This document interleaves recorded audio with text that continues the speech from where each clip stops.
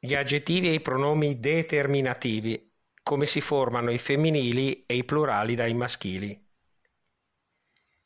Indefiniti. In sequenza italiano e poi in milanese maschile e femminile e plurali sia maschile che femminile.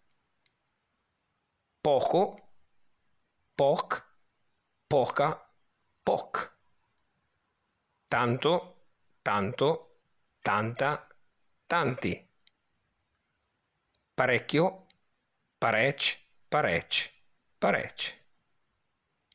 Troppo, trop, troppa, trop.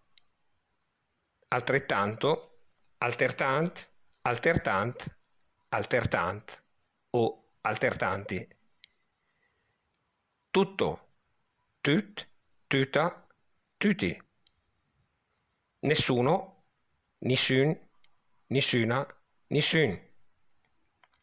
Ciascuno, ciaschedun, ciascheduna, ciaschedun.